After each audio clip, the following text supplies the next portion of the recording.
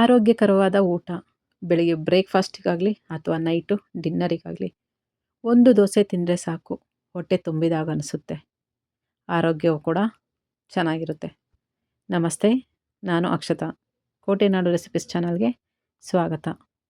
ಇನ್ನು ಯಾರೆಲ್ಲ ಸಬ್ಸ್ಕ್ರೈಬ್ ಮಾಡ್ಕೊಂಡಿಲ್ಲ, ಪ್ಲೀಸ್ ಸಬ್ಸ್ಕ್ರೈಬ್ ಮಾಡಿಕೊಂಡು ವಿಡಿಯೋ ನೋಡಿ, ಲೈಕ್ ಮಾಡಿ, ಹಾಗೆ ಆದಷ್ಟು ಶೇರ್ ಮಾಡ್ಕೊಳ್ಳಿ. ನಾನು ಸಣ್ಣ ಕಪ್ಪಲ್ಲಿ 1 ಕಪ್ಪಷ್ಟು ಹೆಸರು ಕಾಳನ್ನು ಒಂದು ನೈಟು ಮುಂಚೆನೇ ನೆನೆಸಿಟ್ಟಿದ್ದೆ. ತಿರುಗಿ ದಿನ ಬೆಳಗ್ಗೆ ಆ ನೀರನ್ನೆಲ್ಲ ಬಸಿದು ಈಗ ಇದೇ ಕಪ್ಪಲ್ಲಿ 2 ಕಪ್ಪಷ್ಟು ಹೆಸರು ಕಾಳಾಗಿದೆ. ಈಗ ಇದನ್ನೆಲ್ಲ ಅಳತೆ ಮಾಡೇ ತೊಗೊತಿದ್ದೀನಿ. ಯಾಕೆ ಅಂತ ಮುಂದೆ ನಿಮಗೆ ಗೊತ್ತಾಗುತ್ತೆ. ಈಗ ಇದನ್ನೆಲ್ಲ ಒಂದು ಮಿಕ್ಸಿ ಜಾರಿಗೆ ಹಾಕ್ಬಿಟ್ಟು ಸಣ್ಣಗೆ ರುಬ್ಕೋಬೇಕು.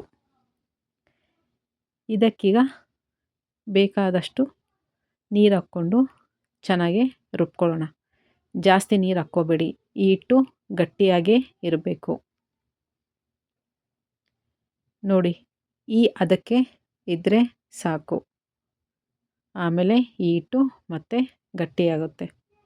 ಇದನ್ನೀಗ ಒಂದು ಬೌಲಿಗೆ ಹಾಕ್ಕೊಳ್ಳೋಣ. ಇದಕ್ಕೀಗ 1 ಕಪ್ಪಷ್ಟು ರವೆನ ಮಿಕ್ಸ್ ಮಾಡ್ಕೊತಾ ಇದ್ದೀನಿ. ಇದು ಕೇಸರಿ ಬಾತ್ ಎಲ್ಲ ಮಾಡ್ತೀವಲ್ಲ, ಚಿಕ್ಕ ರವೆ, ಆ ರವೆ 1 ಕಪ್ಪಷ್ಟು. ಹಾಗೆ ತರಕಾರಿ 1 ಬೌಲ್ ಸಣ್ಣಗೆ ಹೆಚ್ಕೊಂಡಿರೋ ಟೊಮೊಟೊ, ಹಾಗೆ ಈರುಳ್ಳಿ ಮತ್ತು ಸ್ವಲ್ಪ ಕೊತ್ತಂಬರಿ ಸೊಪ್ಪು. ರುಚಿಗೆ ತಕ್ಕಷ್ಟು ಉಪ್ಪನ್ನು ಹಾಕ್ಕೊಳ್ಳೋಣ.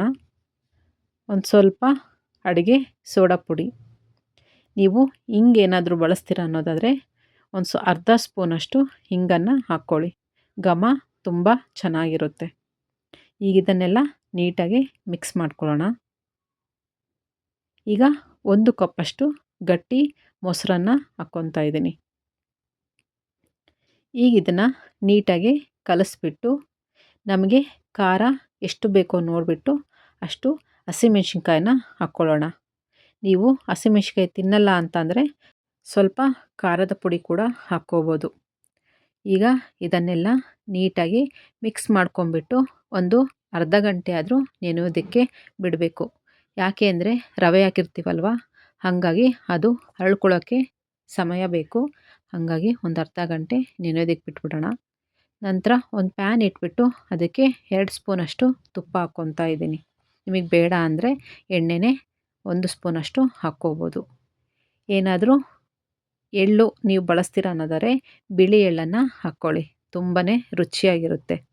ಸ್ವಲ್ಪ ಎಳ್ಳು ಹಾಕ್ಬಿಟ್ಟು ಅದು ಸ್ವಲ್ಪ ಸಿಡಿದ ನಂತರ ಹಸಿ ಕರಿಬೇವನ್ನ ಹಿಂಗೆ ಮಧ್ಯ ಮಧ್ಯ ಕಟ್ ಮಾಡಿಬಿಟ್ಟು ಇದಕ್ಕೆ ಹಾಕ್ಕೊಳ್ಳೋಣ.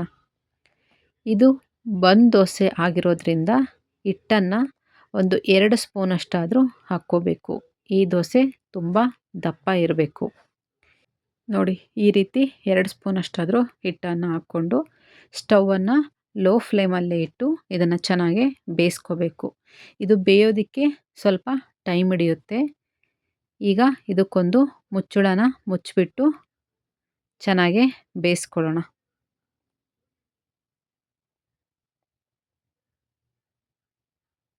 ಈಗ ಚೆಕ್ ಮಾಡ್ಕೊಳ್ಳೋಣ, ಈ ಕಡೆ ಬೆಂದಿದೆಯೋ ಹೆಂಗೆ ಅಂತ. ಸ್ವಲ್ಪ ಚೆಕ್ ಮಾಡಿಕೊಂಡು ತಿರುಗಿಸಾಕೊಳ್ಳೋಣ.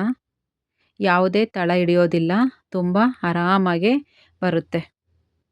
ನೀವು ಕೂಡ ಟ್ರೈ ಮಾಡಿ, ಹೇಗಿತ್ತು ಅಂತ ಕಮೆಂಟ್ ಮಾಡಿ. ಇದು ಬಿಸಿ ಬಿಸಿಯಾಗಿ ಇರುವಾಗ ತಿಂದರೆ ತುಂಬಾ ಚೆನ್ನಾಗಿರುತ್ತೆ. ಲಂಚ್ ಬಾಕ್ಸಿಗೆಲ್ಲ ಸರಿ ಹೋಗೋದಿಲ್ಲ.